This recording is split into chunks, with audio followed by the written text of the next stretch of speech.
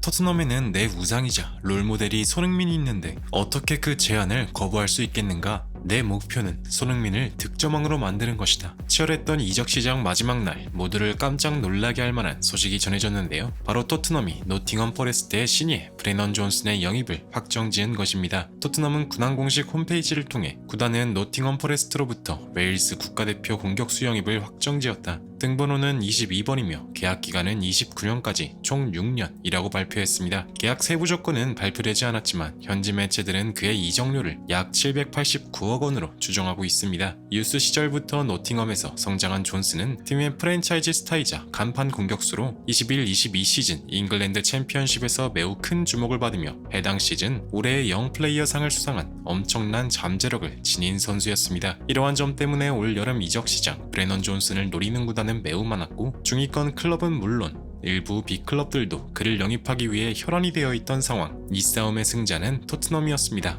최근 우측 윙어로 출전 중인 클룹세스키가 기대에 못 미치는 활약으로 인해 우측에서 쿠루셉스키와 경쟁할 선수가 반드시 필요했던 토트넘은 존슨을 영입함으로써 리그 4위권 싸움에서 더욱 큰 경쟁력을 갖게 될 것이라는 전문가들의 예상이 빗발치는 가운데 토트넘의 신입생 브레넌 존슨의 인터뷰가 최근 축구계에서 큰 화제가 되고 있습니다. 이적 시장 마지막 날 거액의 금액으로 영입된 브레넌 존슨은 언론의 집중 관심을 받았고 이적 이후 열린 인터뷰에서 왜 하필 토트넘을 선택했냐고 물었는데요. 하지만 브레넌 존슨은 놀랍게도 토트넘 제의를 듣고 단 1분도 고민하지 않은 채 곧바로 계약을 확정지었다고 답했는데요. 게다가 그 이유는 바로 토트넘에 손흥민이 있기 때문이라고 밝혀 인터뷰장을 뒤흔들어 놓았습니다. 손흥민과 같은 축구 선수가 되는 게 꿈이라고 밝힌 브레넌 존슨의 패기 있는 한마디 더 플래닛에서 자세하게 알아보겠습니다. 치열했던 여름 이적 시장이 드디어 막을 내렸습니다. 총 이적 기간은 6월 14일부터 9월 1일까지 80일간의 대여정이었는데요. 20개 구단에서 총 308명이 영입되었고 이들이 사용한 금액만 무려 28억 유로 이상이라고 하는데요.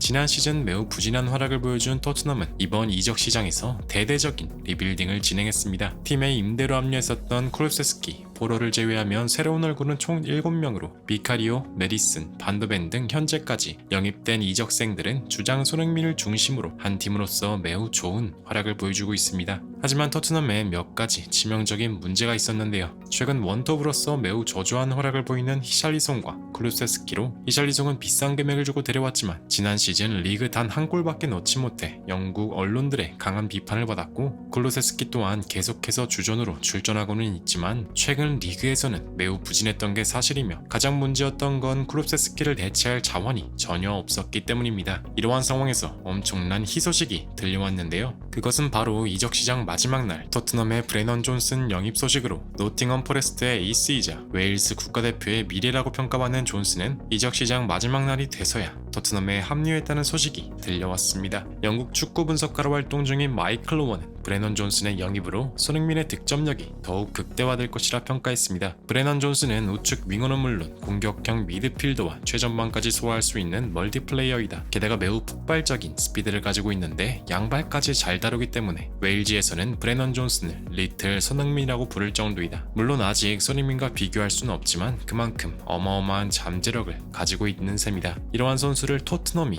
이렇게 쉽게 얻을 수 있을지 전혀 예측하지 못했다. 브레넌 존슨의 영입으로 토트넘의 공격진에 새로운 변화가 예상된다. 최근 손흥민은 다른 선수들의 지원을 전혀 받지 못했기 때문에 스스로 득점보다 패스에만 집중하는 경향을 보였다. 하지만 토트넘의 최고의 공격수는 결국 손흥민이다. 브레넌 존슨의 영입은 이러한 손흥민의 능력을 더욱 극대화시킬 것이다. 라며 토트넘의 브레넌 존슨 영입은 매우 긍정적인 신호라 평가했습니다. 현지 팬들 또한 브레넌 존슨의 영입 소식을 듣고 그의 이적을 환영하는 분위기입니다. 이러한 가운데 토트넘의 신입생이자 웨일즈 최고의 재능으로 불리우는 브레넌 존슨의 인터뷰가 화제가 되고 있는데요. 이적 시장 마지막 날 토트넘의 계약 조건을 보지도 않고 단 한 번만에 수락했다는 소식을 접한 진행자는 브레넌 존슨의 입단 이후 열린 인터뷰 자리에서 그 많고 많은 구단들 중 왜 고민도 없이 토트넘을 선택했냐고 물었습니다. 토트넘은 늘 나의 드림클럽 중 하나였다. 웨일스 국가대표인 나는 늘 가레스 베일을 존경해왔고 어릴 적부터 항상 토트넘의 경기를 보러 다녔다. 노팅엄 포레스트에서 뛰었지만 마음만큼은 항상 토트넘이었다. 솔직히 지난 시즌 토트넘은 콘테 감독 아래 조금 흔들리는 모습을 보였다. 하지만 지금의 토트넘은 완전히 달라졌다. 토트넘의 에이스이자 우리의 캡틴 손흥민이 팀을 하나로 모으는데 성공한 것이다. 난 어릴 때부터 손흥민의 플레이를 보고 자랐다.